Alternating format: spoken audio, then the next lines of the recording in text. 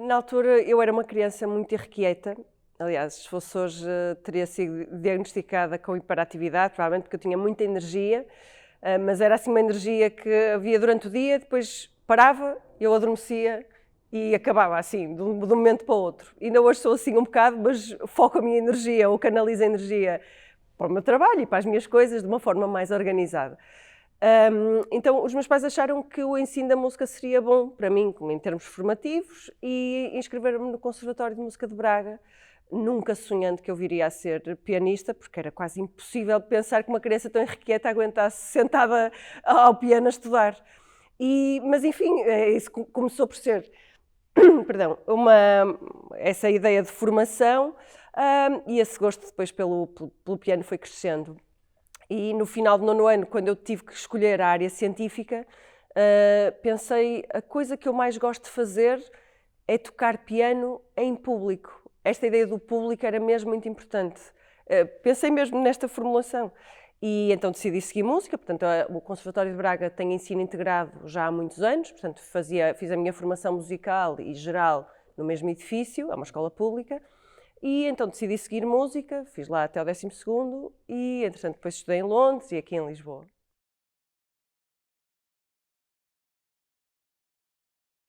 Bom, quando eu depois então decidi fazer o curso superior, eu estudei um ano em Londres, na Royal Academy of Music.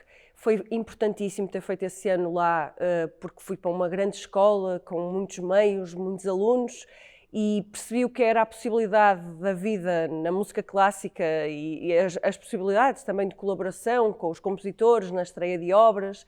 E quando depois então vim para Lisboa, para a Escola Superior de Música de Lisboa, foi muito interessante porque vim com essa energia do que tinha visto em Londres. Teria sido completamente diferente se tivesse vindo de Braga diretamente para Lisboa.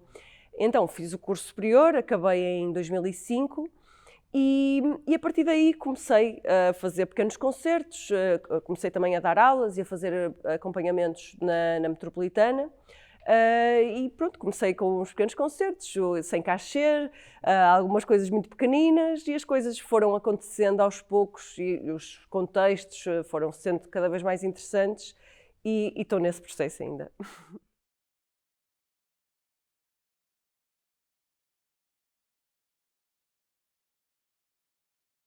Sim, se calhar é isso, mas há este lado da partilha. Até porque esta minha relação com a arte, não só com a música hoje em dia, mas com tudo o que eu faço, tem muito a ver com a partilha. É um bocado, se eu não tiver a quem mostrar, se calhar não valia a pena fazer, porque as coisas viviam só na minha cabeça e eu ficava contente com isso. E porque eu fiz balé também quando era criança e já nessa altura fazíamos os espetáculos de balé e este lado do estar em palco era muito importante. Aliás, eu sempre tive muitas crises com o piano, houve várias vezes que queria desistir e pensava em estudar outra coisa. E lembro-me de uma altura em que estava em crise ainda aqui em Lisboa e lembro-me de um amigo compositor me dizer: tu podes fazer o que tu quiseres, mas o teu lugar é no palco. E achei graça, porque eu percebo o que quer dizer. Não é que eu seja viciada e em alturas em que não tenho concertos me sinta mal. Aliás, na altura da pandemia, em que passei muitos meses sem fazer concertos, eu pensava, ai não, afinal eu não preciso. Mas depois, quando fiz o primeiro concerto, a seguir ao primeiro confinamento, percebi, de facto, porque é que tenho a profissão que tenho e porque é que gosto tanto. Portanto, é uma relação saudável em que eu me sinto bem no palco, preciso disso, mas não de uma forma sedenta e preciso também dos meus momentos de recolhimento. Nunca soube o que é que poderia ser se não fosse pianista, mas nas crises com o piano pensava em estudar psicologia, que era muito prático, não é? Ajudar-me a perceber-me e, enfim, acho que é uma área muito interessante. Aliás, esta parte das relações humanas, enfim, acho que é uma área mesmo muito interessante e que me interessa de uma forma amadora hoje em dia.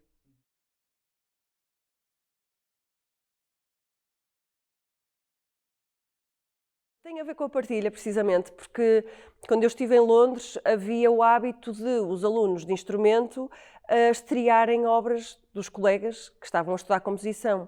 E esse trabalho de partilha, também da emoção de estar a tocar uma peça pela primeira vez, de dá-la a ouvir pela primeira vez, achei bastante interessante, mais do que ser mais uma pessoa a tocar a música de Beethoven no século XXI. E então fiz isso em Londres, e quando vim para Lisboa, tinha muitos amigos de composição, sempre tive, eram pessoas de quem eu era próxima, e juntamente com eles, e com alguns deles e de outras áreas, criámos a Associação de Estudantes da Escola Superior de Música de Lisboa, que não existia, e criámos os concertos Peças Frescas, que eu creio que ainda existem, que era precisamente concertos de estreia de obras de compositores.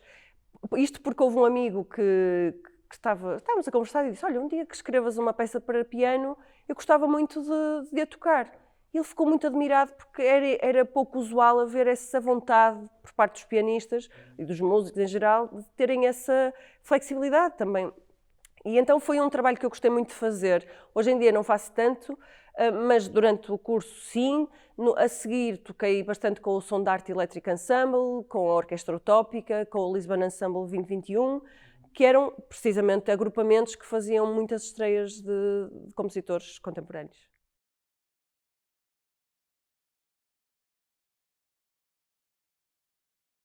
Sim, é fantástico. E informa muito o meu trabalho puramente musical, porque há um lado da música clássica, muito clássico, passa a redundância, que está tudo focado na música e parece que tudo à volta é acessório. E na verdade não, tudo contribui para a experiência, quer seja a roupa, quer seja a luz, quer seja a qualidade das cadeiras também. Se vamos sentar-nos em cadeiras de IKEA, daquelas mais baratas, a experiência não é a mesma do que se estivermos sentados em cadeiras de veludo confortáveis, enfim. E este trabalho com as artes performativas, de tocar em sítios onde nunca tinha tocado enquanto pianista, perceber a importância de um desenho de luz, perceber o figurino e como o figurino de determinada peça é importantíssimo para caracterizar essa peça. Tudo isso me foi enriquecendo e enriquece hoje em dia. Portanto, a determinada altura pensei, mas porquê é que eu não posso ter um desenho de luz no meu concerto de piano? E então, quando fiz o I Love Satie, que foi o concerto que fiz a seguir ao Satie 150, portanto, quando lancei o álbum, falei com o Fred Rompante, que faz os desenhos de luz do meu trabalho com o Luís Fernandes, e ele criou um desenho de luz e vinha comigo. Depois, a determinada altura, também decidi que para cada concerto tinha um vestido, ou um figurino, no fundo, porque da música clássica pronto, tem-se os vestidos e vai-se usando, e depois era eu, mas será que eu já usei este vestido naquele sítio? Não sei o quê, aquela coisa de repente, eu pensei, não, vou ter um vestido para cada concerto, e isso resolve uma vida, porque pronto, sei que é este concerto, é esta roupa, está feito.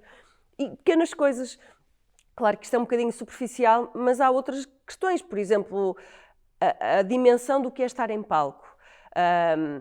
Na música clássica há muito esta pressão da perfeição por si, e está tudo focado na música, e de facto faz tudo parte, e a pessoa pode estar melhor ou pior preparada, mas quando chega ao momento de estar em palco, tem que estar como se estivesse muito bem preparada, e é toda esta dimensão que muitas vezes não é ensinada. Mesmo a questão do treino mental, dos preparativos, e são coisas, não só do trabalho de artes performativas, mas também das reflexões que fui fazendo, o que é que envolve, de facto, tocar e estar em palco. Sim.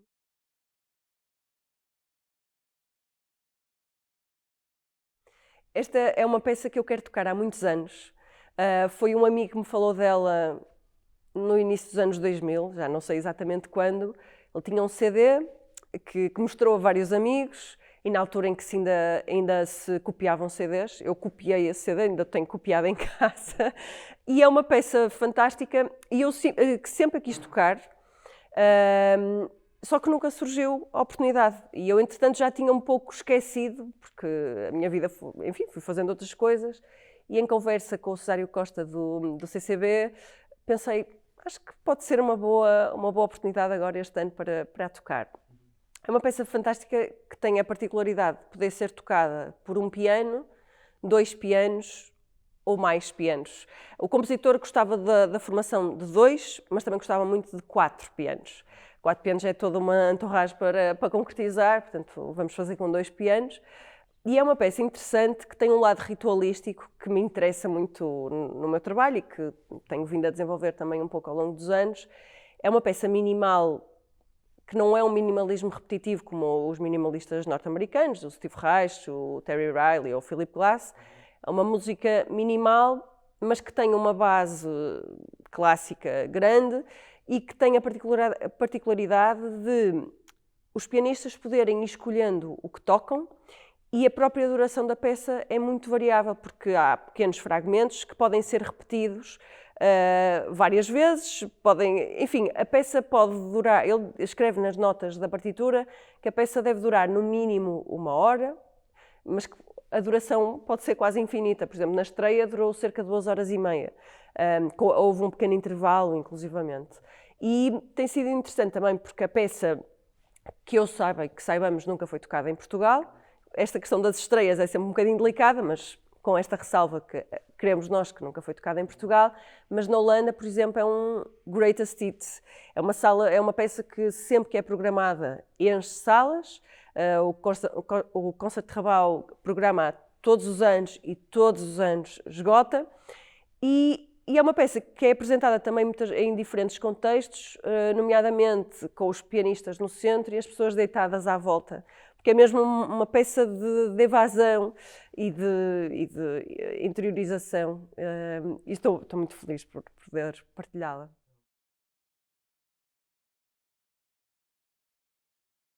Isto foi uma ideia de trabalhar com um pianista mais novo e que toca muito bem, e nós não nos conhecemos bem, inclusivamente, já estivemos a ensaiar e tem corrido muito bem até o trabalho.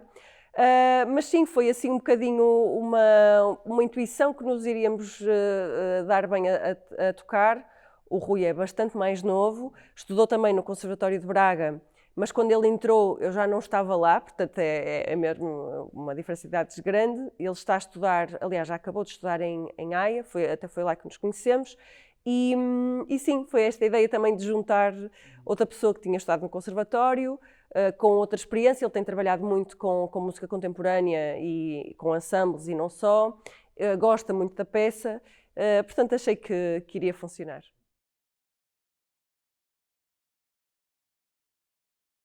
Sim, sim. Tivemos uns primeiros ensaios agora em março e já definimos algumas coisas que ainda podem mudar até à data do concerto, e o que é fantástico é que, à medida que formos tocando, também poderemos ir alterando as coisas, porque não há uma regra fixa. Isso é muito interessante. Aliás, eu gosto muito deste lado flexível. Já quando era o livro dos sons do Hans Otten, havia essa flexibilidade na partitura. Portanto, há segmentos que também podiam ser repetidos de diferentes formas e diferentes vezes. Eu gosto deste desbatimento entre a figura do compositor e do intérprete, porque em grande parte, diria em 90% do repertório da música clássica, há indicações teoricamente muito claras do compositor daquilo que o intérprete deve fazer. Claro que depois há sempre uma liberdade e por isso é que algumas interpretações são muito melhores do que outras. Mas há este lado muito claro. Eu sou compositor e tu executas. E aqui é muito interessante porque quando os compositores dão essa grande liberdade aos intérpretes, estão a pôr também uma grande responsabilidade e estão a confiar. Tanto é que agora eu creio que já não fazem isso, mas no caso do canto ostinato, quando um amigo me ofereceu a partitura há uns anos, desejando que eu tocasse um dia esta peça, vinha uma folha a dizer que para as pessoas tocarem a peça tinham que enviar uma demo para a editora, para eles aprovarem e darem autorização para a peça ser tocada, que eu achei também excessivo. Neste caso eu já paguei a licença e não pediram demo nenhum, portanto já devem ter acalmado quanto a isso.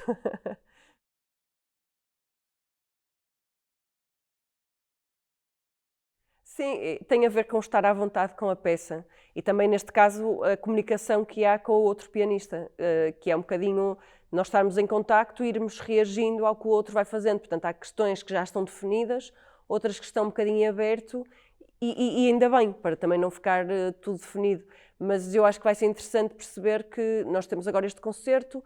Há um outro que já está confirmado, mas que ainda não podemos divulgar, porque ainda não, a programação não foi divulgada, mas ainda há outros que estão em processo de confirmação, e eu tenho a certeza que vamos tocar a peça de formas muito diferentes E isso também é interessante, a música continuar viva e também se reagir aos pianos, ao público, porque se sente um público muito atento, se calhar pode-se dilatar algumas secções e a própria peça. Eu sinto isso com o Hans Otta. Se eu sinto que as pessoas estão muito irrequietas, eu própria fico irrequieta, não consigo ficar imune a isso. E então, se calhar, vou encurtar também algumas partes, porque se calhar as pessoas não estão tão receptivas. E eu gosto disso. Anteriormente, quando tocava repertório, se calhar, mais fechado, é um bocado... Dá-me a ideia desta coisa da menina certinha que estuda em casa, chega, faz o que tem a fazer e vai-se embora. E este lado de reagir ao momento e esse lado também de alguma vulnerabilidade interessa-me.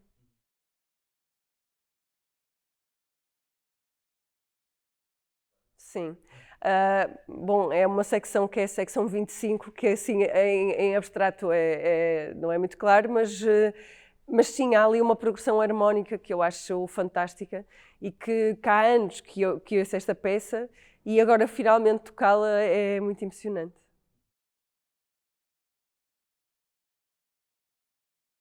Sim, neste caso será no pequeno auditório do CCB, portanto as pessoas estarão confortavelmente sentadas, portanto são cadeiras confortáveis, mas acho que é interessante ver os pianistas, obviamente, e ver essa interação, mas também é uma peça fantástica para ouvir de olhos fechados, porque é mesmo...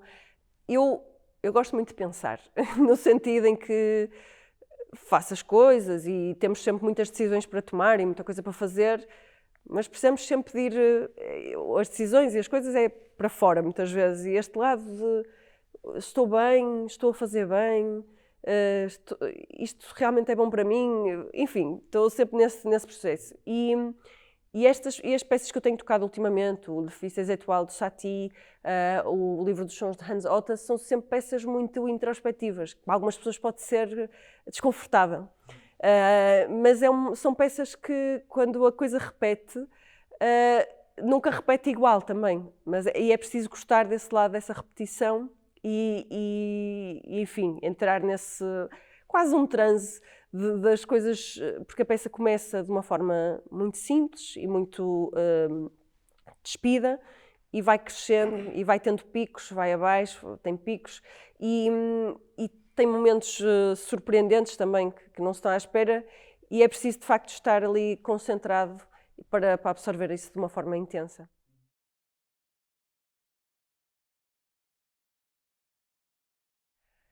Olha, a primeira coisa que me veio à cabeça foi o Panteão Nacional, mas podia ser problemática a propósito da reverberação. Mas era um sítio que ia ficar incrível pelo espaço de reverberação. Sim, se calhar haveria outros espaços, mas sim.